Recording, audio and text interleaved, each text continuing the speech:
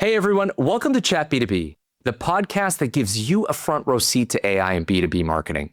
I'm your host, Andrew Rao, co-CEO of Intercept, and on this show, we chat with enterprise marketing leaders about what are they piloting and what are they scaling with AI. We explore their learnings and what we can take away in our own organizations. Today's guest is Tammy Tufty. She's a content strategist at BMC Software and also the co-founder of the Charlotte Marketing AI Exchange. We dive into the Ghost GDP substack that moved markets. We talk about why marketers need to think about AI readers, not just human ones. And also, what does it take to move from AI experimentation into real workflow transformation for marketing departments? Lots of stuff to dive into. If you like what you hear, don't forget to follow and subscribe wherever you get your podcasts. This is Chat B2B. Let's get into it.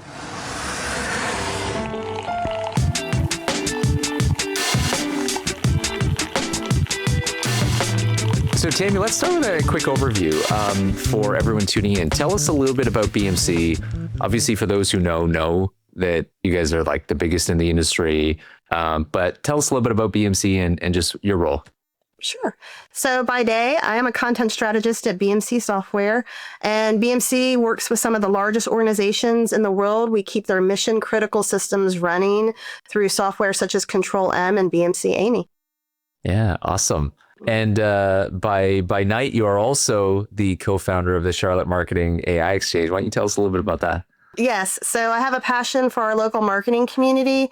I was the past president of the American Marketing Association Charlotte chapter and had the opportunity with Jessica Rhea to co-found the Charlotte Marketing AI Exchange. We saw an opportunity and a need in the marketing community specifically to create a place and this community that is focused on helping other marketers learn AI wherever they are in their adoption journey. Yeah. Yeah, amazing. And I know that you're producing a ton of incredible events and content. So I want to dive into that too. Now, before we get into, how you're using AI just from a content perspective and just some of the things that you're excited about, I wanted to get your gut reaction on that sort of Substack that went viral around Ghost GDP is like the end of the world, where, basically the thesis is, AI is so good about driving efficiency that every company leans in to maximize profits, and they basically eliminate their customer base because, they automate, people lose their jobs, they don't have wages, they can't buy. And so it's kind of like with, it all kind of the AI doomsday scenario. So, and that actually moved markets. I just want to get your thoughts on that, your kind of take on that when you read it or when you saw it. So number one, I think it's pretty terrifying that an article based on someone's, make-believe memo about what the future could be has the power to move markets. I think that's number one. But number two, I see where it resonated with people. I think, as a SaaS company, you have to look at what's happening right now in the markets. I think you have to look at where's your product positioned. I am biased. I think Control M specifically, we're positioned very well because our tool can help you orchestrate your agents. And that's going to be a need. But I also think if you're the type of SaaS company where maybe you're bolting on features to your core stack, and maybe it's a chatbot and it's just okay.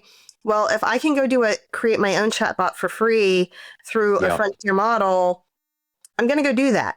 So I think it's going to change the game in that way, where I think companies and people are still going to need whatever the core service is of a particular software, but being able to go and create, or look to charge more for additional features, that if I could go and vibe code it or create something myself for free, they're really going to have to rethink that. And also, I think the pricing model is going to have to change, and people are going to have to really reevaluate how products are priced, because I'm probably not going to pay a license for an agent. Yeah. So, and I think you're going to start looking more at, the credit model and the number of credits you're using. And especially if you've got an agent that can do the work of several roles.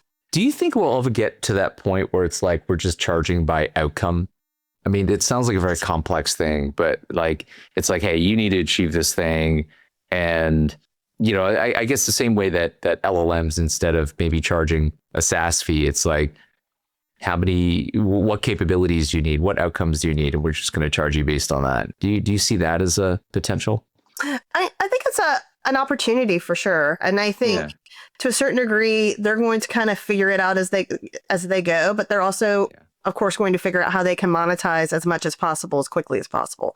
I think you're seeing that with the introduction of advertising and ChatGPT. So wherever they can monetize, they're going to try to seize that opportunity.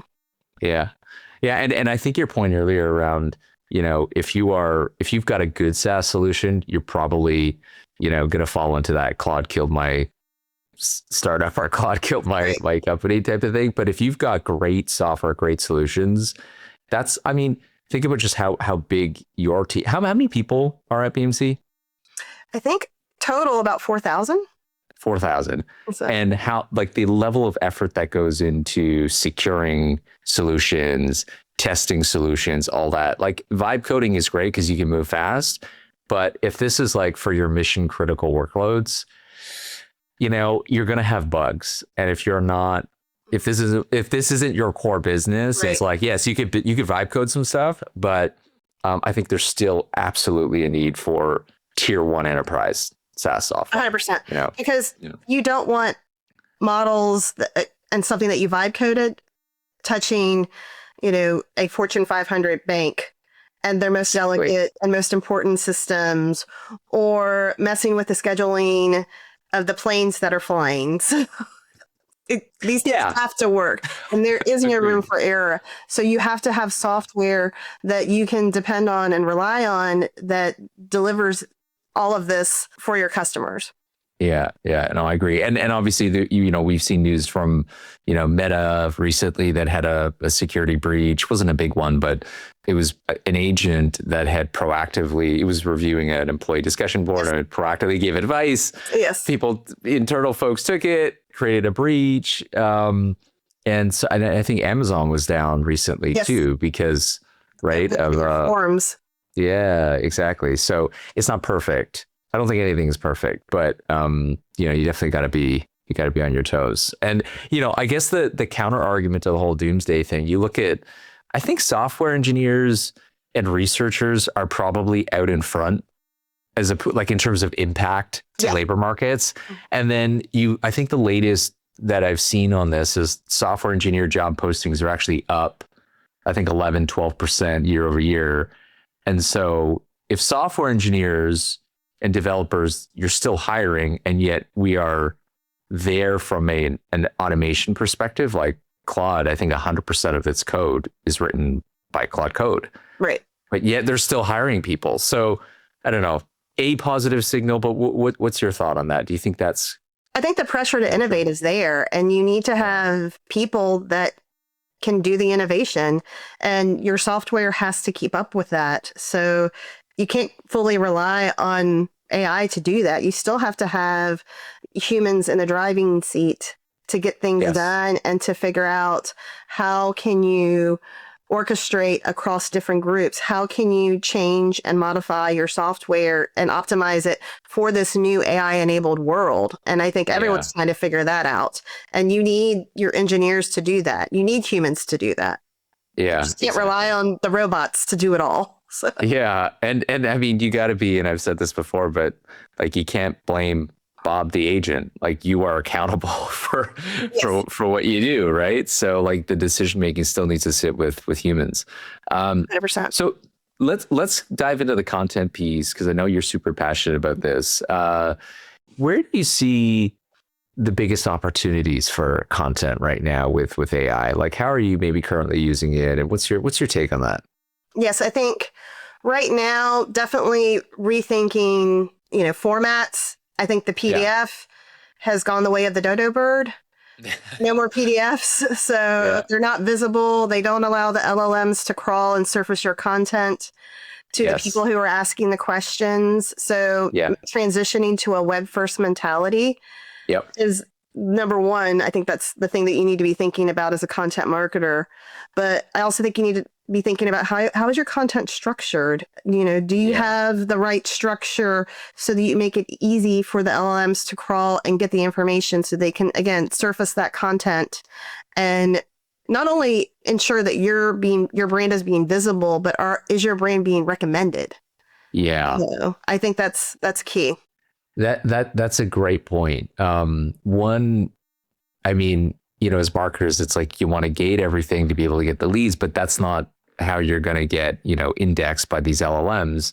Right. Talk to me a little bit about that. Like, what are some of the conversations you're having with folks, whether at BMC or as part of the exchange, of how do you, like you had made a point to me earlier, not just to be visible, but to be recommended. How does your, and so how are you thinking about that? How do you potentially tackle that? So I think the core of that is trust. And we want customers and or prospects, we want people to trust us. We want people to trust our content.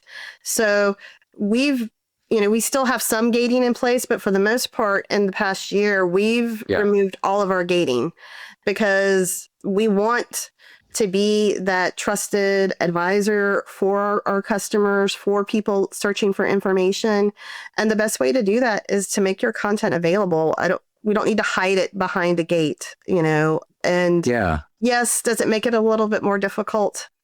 Yes, it does. But on the flip side, I think, especially as we journey into this AI world, trust is that KPI that you need to be focused on. And also, you need to make sure that the content that you're creating has a really strong point of view. It's differentiated. And that's something that AI can't create. It doesn't have any thoughts. It doesn't have any feelings. Yes. Like you can only provide that in the content and the story that you're telling. And narrative is still really, really important. Yeah. What is the story, right? Because ultimately you're trying to connect with people and from a decision maker standpoint. Internally though, how big of a push or what kind of pushback, if any, did you get on that in terms of like, let's drop the gate? Because I'm just playing that out in a few of our clients, and that would be a problem for many. It definitely caused some discomfort, and I think it causes discomfort. And you have to really, we're trying to evolve, we're trying to change with where AI is headed, and I'm really fortunate in that we have a very forward-thinking marketing team. But again, it caused a little bit of friction. I'm not going to lie. I'm not going to sugarcoat it. It was uncomfortable. And I think once you start doing the education of how these models work, how GEO works, and how you really need to be rethinking how you've frankly done marketing up until now, or rethink your content strategy, it makes sense. So I think that's where the education piece comes in, and that you need to educate the people and bring people with you as we enter the AI old world. Yeah, exactly. I mean, instinctively, I think we know, hey, if somebody wants to consume our content, that's a great thing. We should let them, and they want to educate themselves on our solutions. But I think it's just this whole construct of marketing qualified leads, sales qualified leads, how many contacts, and then a lot of our client scenarios where it's like, vendor funding channel partners have to get measured based on how many leads that they got. So it's like a very short-term metric, as opposed to your point around trust. Is like, how do you actually build trust and educate people? And there's no I think easy or perfect answer to this, but how do we think about measuring trust? Because that's a key point. I agree with you. This is about trust. I think my mind goes to like, how do we measure that? And I don't know, how do you think about that on the trust piece? I think, you see it in the other performance metrics that you're looking at. Right. So I think it's just it's taking that integrated view to all the performance that you can measure and looking at it through that lens. But I think one thing that I wanted to touch on that you were speaking to earlier is that people really need to make a mindset change. And I think that gets underplayed, because really how I've done content marketing for the past 15 years, I pretty much need to throw out a lot of that playbook and really rethink how I do content marketing now. Now, yes, best practices still apply. I'll argue that all day long. You still need to have your foundational best practices for content marketing, but how you produce your content and how you're taking into consideration the models, you really have to make a mindset change. And again, not just for the content marketers, for any marketer that does their job, you really need to rethink and go through, how do you do your job? Yeah. And then think through it again with AI. Are you thinking into steps of workflow? Are you thinking in steps of reaching across, again, organizations are siloed, but how can the work that I'm doing ladder up and connect to the people on my demand team and my digital team? Right. And make that workflow across all of these teams to get the outcome that you're looking for. And so I think that's the thing I presented to our org last week on just actually from a Maycon recap. And one of the things I really just double down on is your mindset needs to change. Something that we're finding, and I don't think anybody's figured this out 100%, right? We haven't figured this out 100%. Models keep changing generation over generation. But the GEO platform that our technology team built, like one of the things that it does is it looks at recommend rate, caution rate, and rejection rate. So recommend rate is obviously yes, you should go with BMC. Caution would be, is there an alternative in this scenario? And then rejection rate would be, this is why we don't think that is the best solution. And one of the things that we struggled with initially was looking at the existing solutions out there that were like, a lot of them were built for consumer. So when you looked at the prompts, we're like, well, what prompts are you actually running to get this assessment? It was like 100% consumer, the way that it was written. So what we did, and what pushed the technology team to say, look, we got to go build something, because otherwise it's misleading if we are sharing these insights with our clients, leveraging this platform. So like, we got to go build it. So one of the things that they did was they sat down with ITDMs and BDMs and they interviewed them on how they structure their prompts. Because they're like, do you even have the right prompt? I was like, okay, so it's a good point. And so went through a whole bunch of scenarios. So they used that as the ground truth. And then they ran, when they run a query, they run hundreds of prompts, because the insight was, when you test it on 15 or 20, you don't have enough data points. They're like, Andrew, we need to run this on hundreds.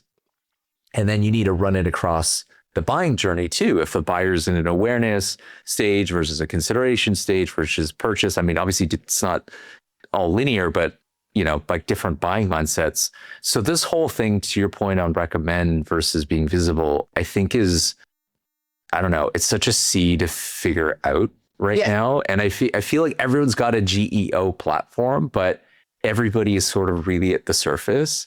And so that's where I'm pushing the team to say, we got to go deep, because everyone's got to recommend like insights, but you got to be right.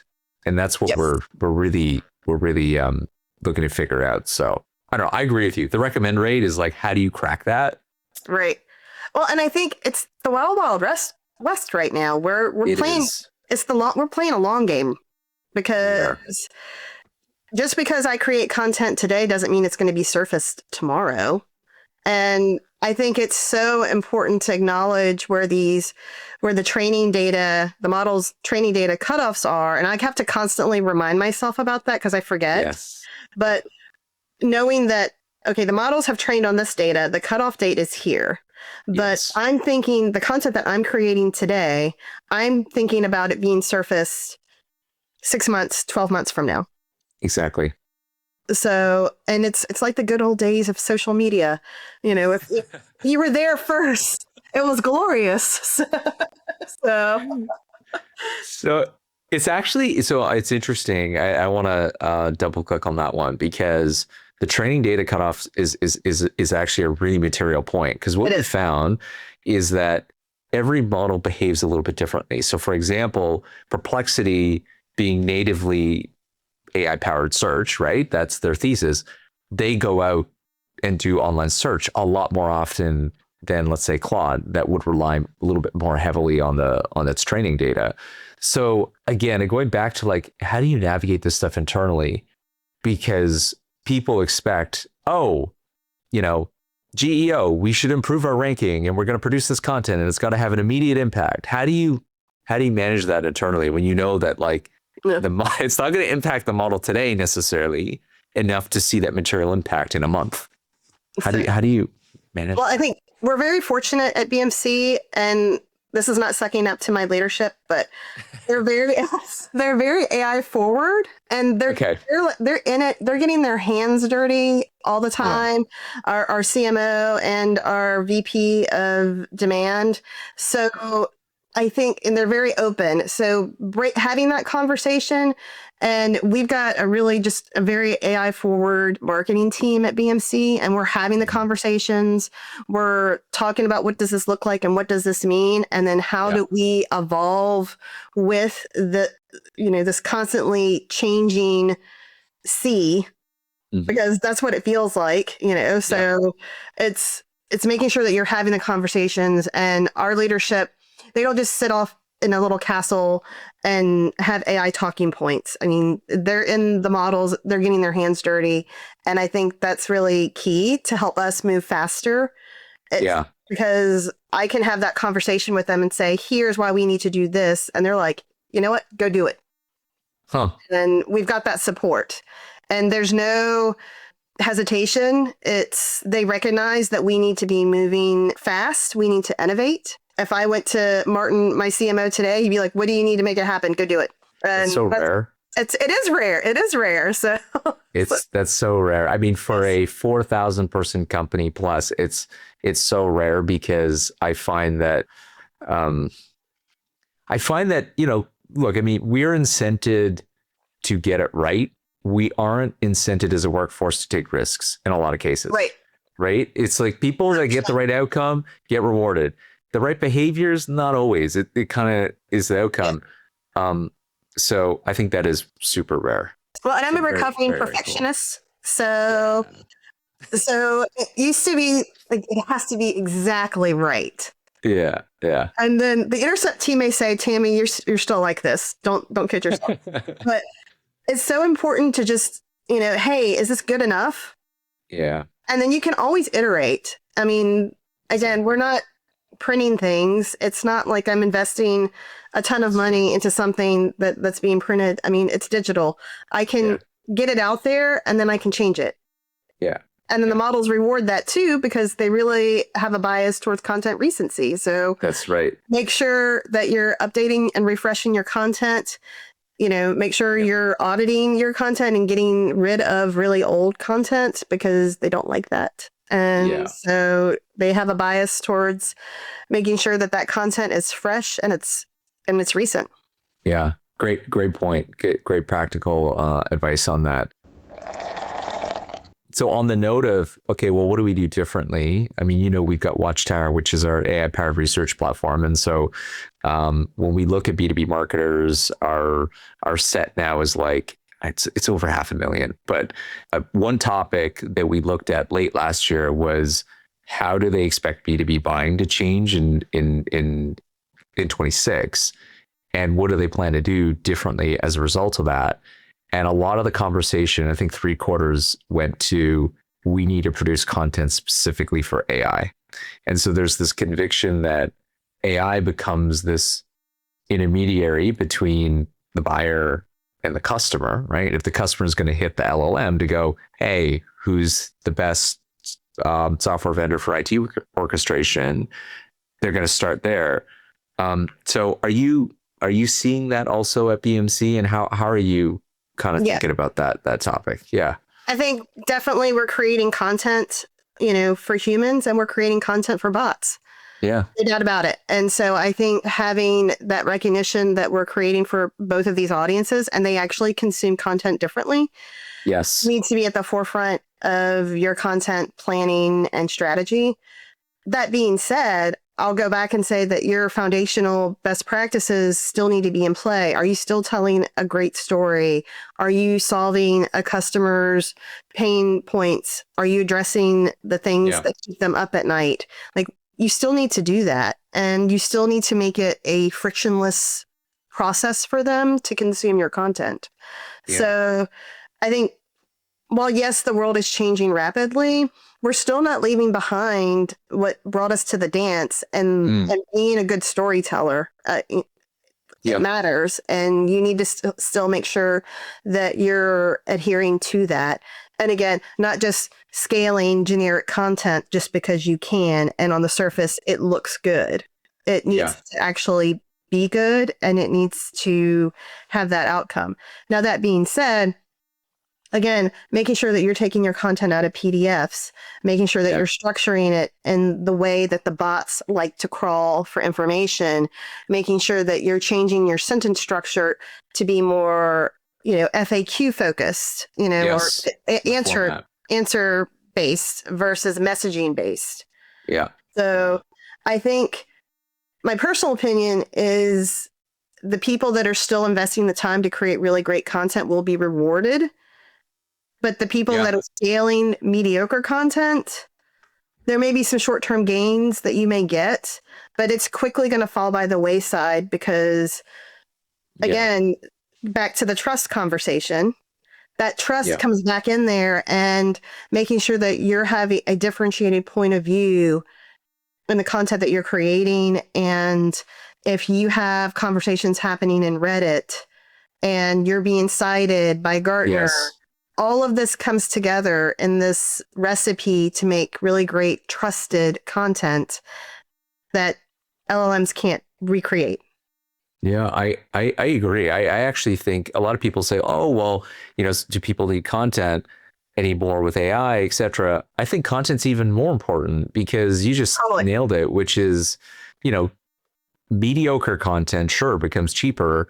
What becomes more valuable is really good content that helps people navigate their problems, right? 100%. And so and to your point on like, okay, people that these content farms that are pumping stuff out, give it 6 months and the model goes, this is crap, you'll probably get penalized, right? Because it's so generic, and they're not seeing that impact right now. But I agree with you that really good, thoughtful content that we now can do arguably faster than we could have done before if we're, AI enabled, but still human led. That is, I think there's going to be, the companies will be rewarded for that, to your point. So because even though AI, I want it to augment my critical thinking, I don't want to outsource my critical thinking to AI. And I think it can be a very slippery slope because sometimes, you want to hit that easy button all day, and you need to actually sit through and think through your strategy and build it out and think about what you want to achieve and how you want this content, the story you want to tell, and making sure that you're having these elements included. And it's a process. So don't outsource your critical thinking. So Tammy, let's talk a little bit about organization transformation. You mentioned, obviously, there's a lot of shifts that need to happen. There's been discussion about creating a marketing AI transformation function or office, which I think to me is an example of everybody's talking about job displacement.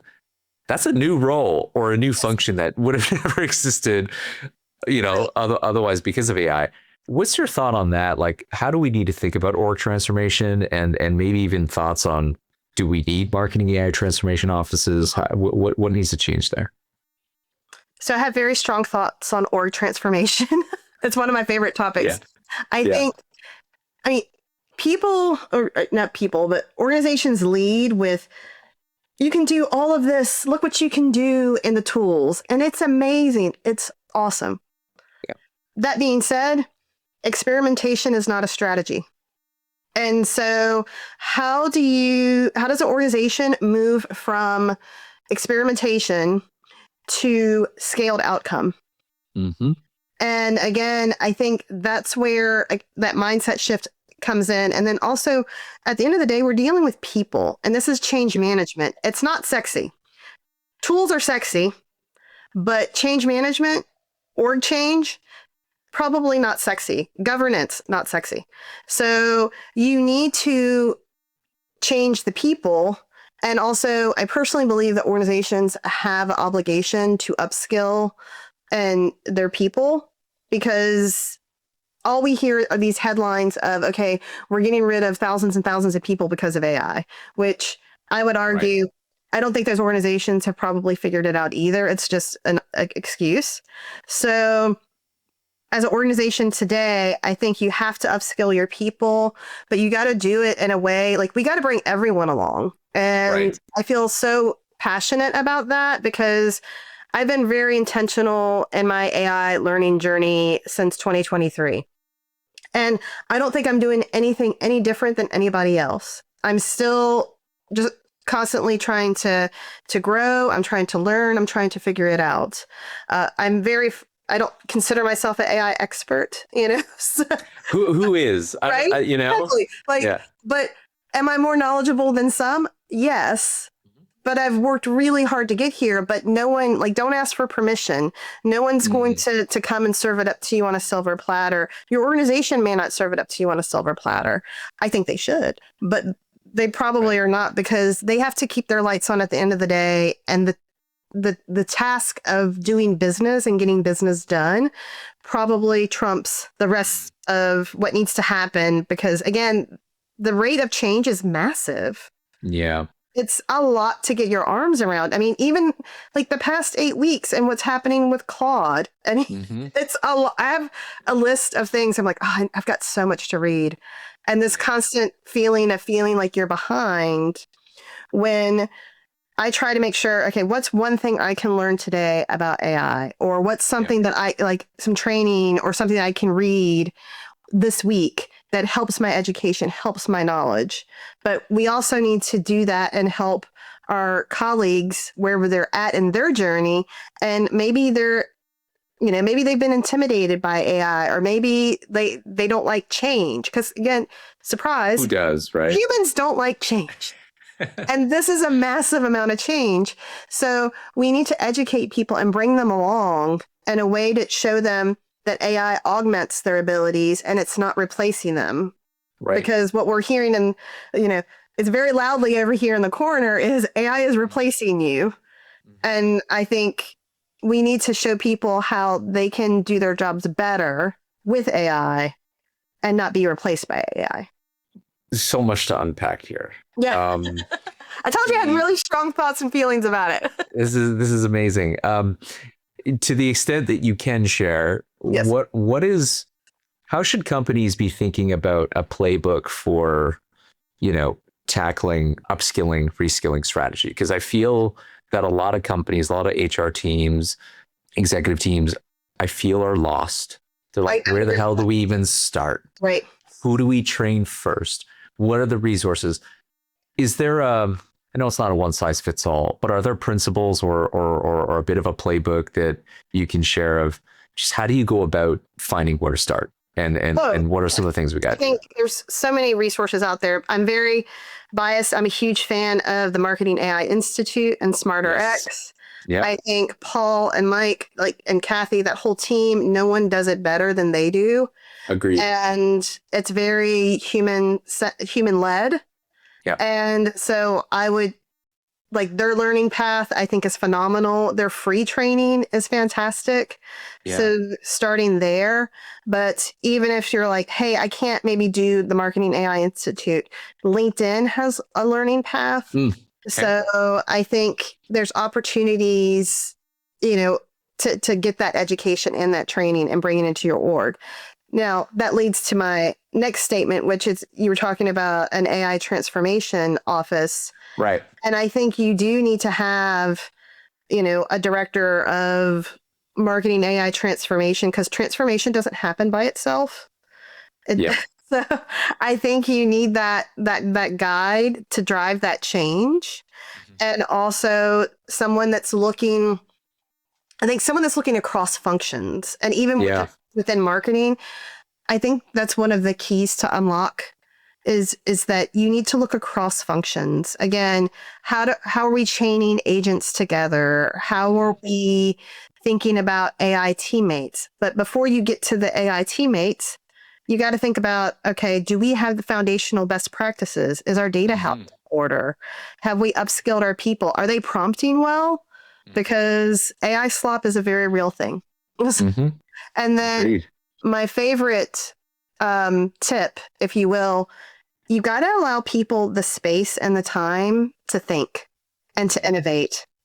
And, we have a very busy organization. We've got a lot of things we're trying to do.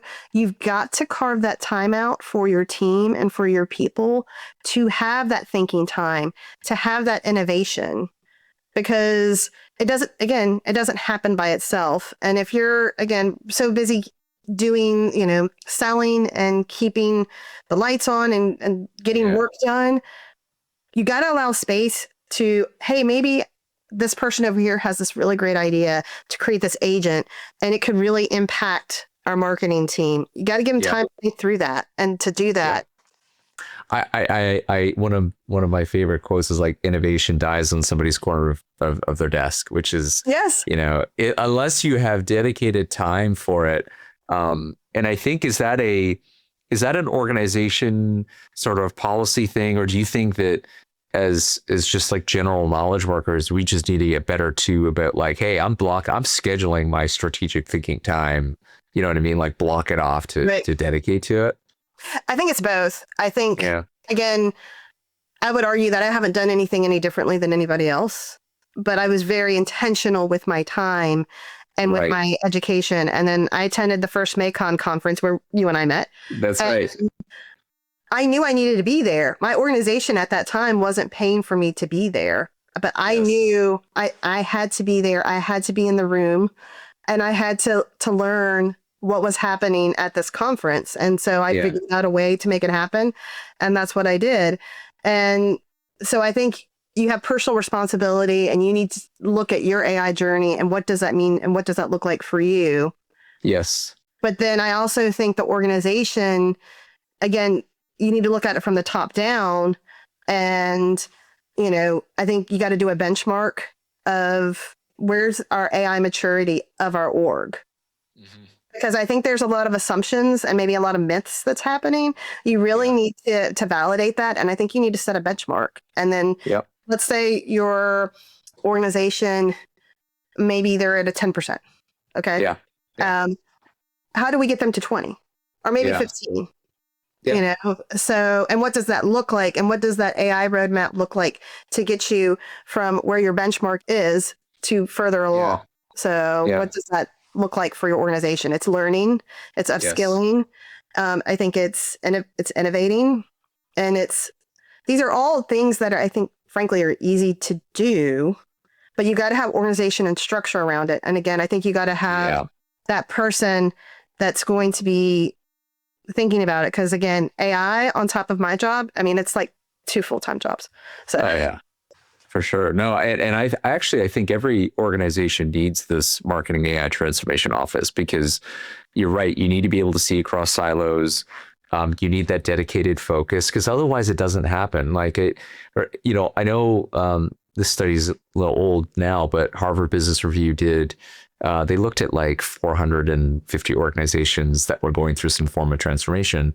Largely, they were digital and cross-industry. And what they learned was that the success rate for these transformations was only 9%, which is pretty shocking.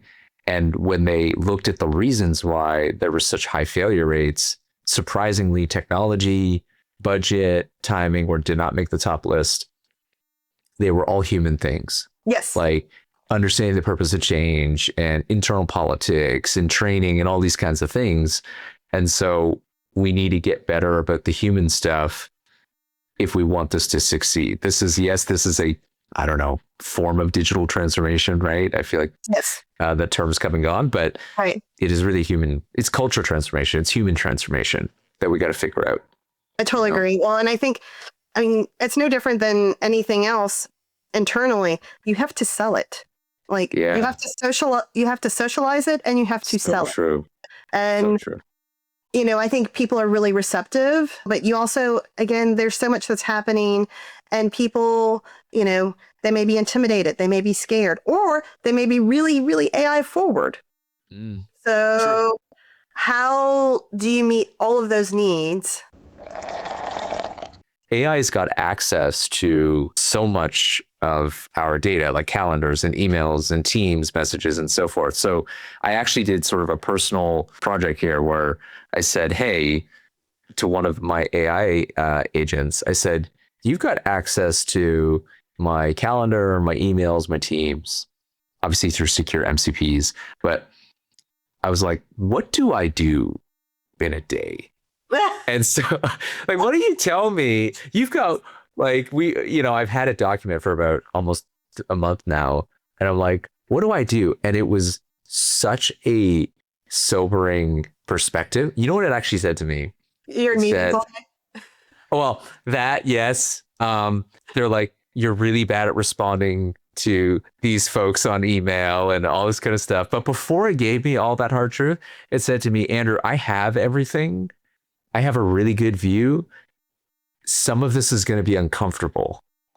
How unfiltered do you want me to be?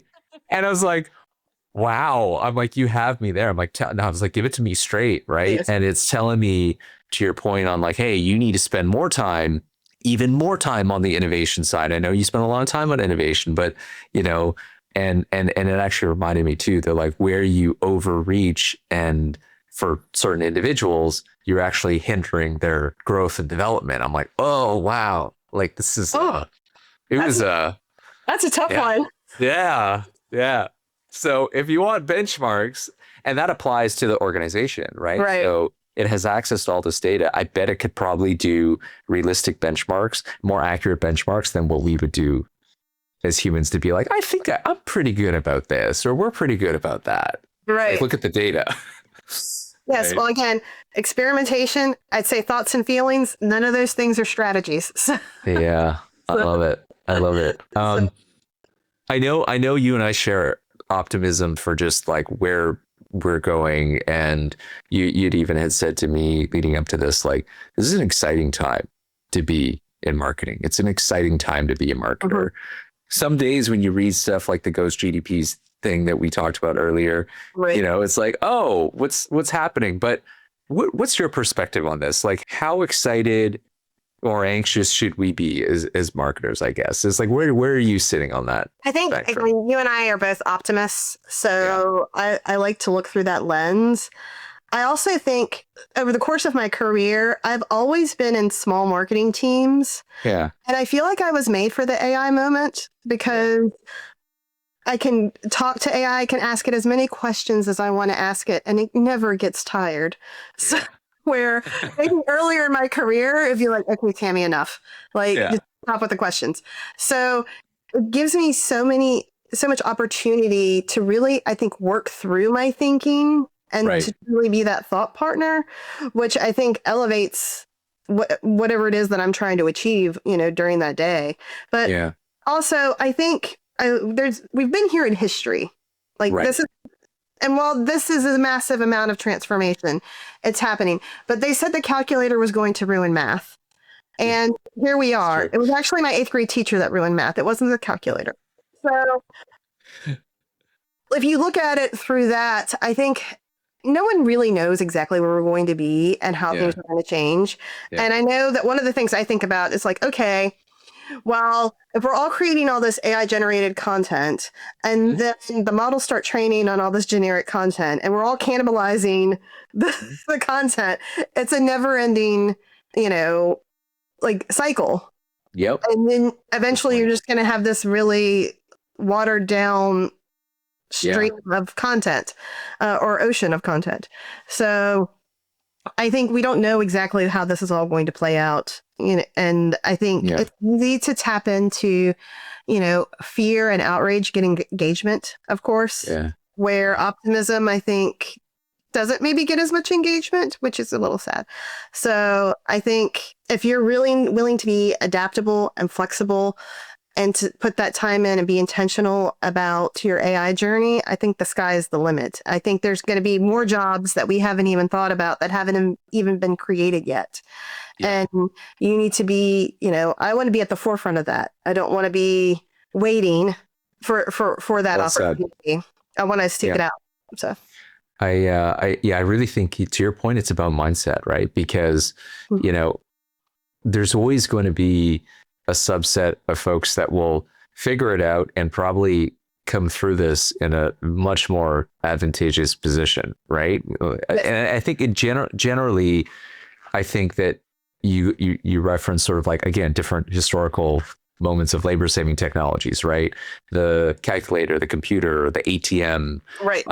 In almost every single one of these instances, and even Jeffrey Hinton, when he talked about radiologists, he's like, we're not going to have any radiologists, and yet we have a shortage because the radiologist isn't there to look at scans; it's there to take care of patients.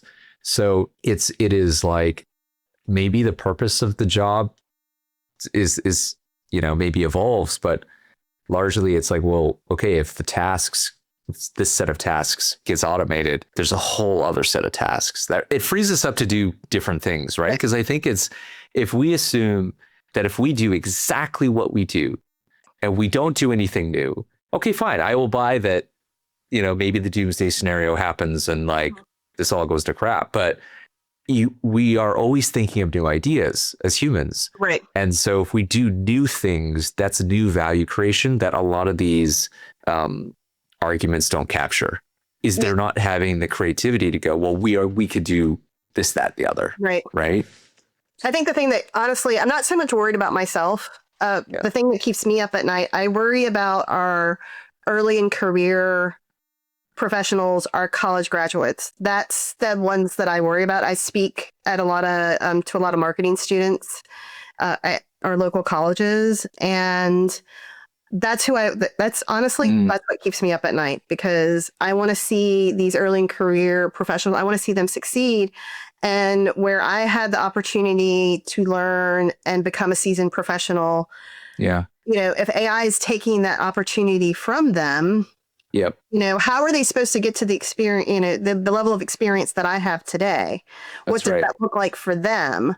So I think that's, we need to think about what that looks like. And we know that educational institutions are late to the game as far as providing that AI education and to those students. I mean, some may be forward thinking, but they're not providing it. They're telling them, hey, don't use it because you're using it to cheat, so instead of using it again in a thoughtful, intentional manner and how to augment their abilities. So these kids are going to come out and they're not going to have, people will be like, how AI forward are you? Or what's your AI experience? So. Right. And do you see students, applying to join the Charlotte Marketing AI Exchange too? Like, do you see that segment? Yeah. Okay. Yeah, we've had some students come, and usually every semester I speak to marketing students at UNC Charlotte, and I've always asked them the same question. Tell me about, how do you feel about AI? Oh, and it's really interesting to see how they feel about it, because it kind of is divided into two camps. You've got a group of students who don't like AI. They don't like what they see. They don't like, it's particularly, I'd say, more the creative students who they don't like the art being copyrighted or training on art. They don't like that at all. And then you've got some that are like, I'm using it for productivity. And so I'm speaking on Tuesday, so I'm kind of curious. It's been a minute since I've spoken to them, so I'm curious to see where they're at now and if it's changing and how they feel about it. But again, it's one of my top questions: is how do you feel about this, and then how do you think it impacts where you're going to go after graduation? Well, I know that a lot of organizations are not hiring folks that are just like new grads, and but for us, actually, for I'd say 10 years, we stopped our co-op intern program, and our CTO Francis this year said, he joined the organization late last year. He's like, we need to restart that up immediately. And so it was a different perspective that he brought around. You're bringing in folks that are AI native. Yes. They don't know anything else other than AI native. Why would we not bring in fresh talent that's got unique perspectives that can solve problems in fresh, creative ways that don't have our blinders on, right? Because as we build expertise, we kind of look through, a specific tunnel, and it's this like power of a beginner's mindset. So we are actually doubling down on that in many ways. But I think, and the thesis made so much sense as Francis kind of like cemented that for us. But I can also see the other side. Organizations are like, look, we just cut costs, be able to elevate folks that have the expertise and scale, but what's your feeder to that? Like, right. As things move through the system, Yeah, because eventually, I mean, eventually I'll be retired and I'll be doing you'll be doing boards with with a drink in your hand on different boards, and yes, I'll be doing something much different with my life. But the kids need to come up through the and through the system, and they need to be able to do even bigger and better things. So, and how do we do that for them? But I think, to your point, they are going to be AI native. And right now, like, if you're trying to apply AI to your existing processes, the way you need to think about that is you actually need to rethink your process. Yes. And then figure out where AI plays a role within that process. Not because maybe your current process is broken and then you're just applying AI on top of that. And that's just going to amplify that broken process. Yeah, agreed. It's an amplification tool, right? Rather than it's going to solve your problems. Tammy, this has been amazing chat. Thank you so much for coming on. Thank you for having me. And thank you for, I always love our chats, and just thank you for reminding us of the human element in all this, and how this is an organizational problem to solve. This is not a technology problem to solve. 100%. And guess what? Humans are really cool. So yes. Can't forget that part. We're very cool. So. Yeah, we're cool, we're resilient, we're creative, and so we're all team human. So let's figure it out. Exactly. Awesome. All right. Thanks, Tammy. Thank you.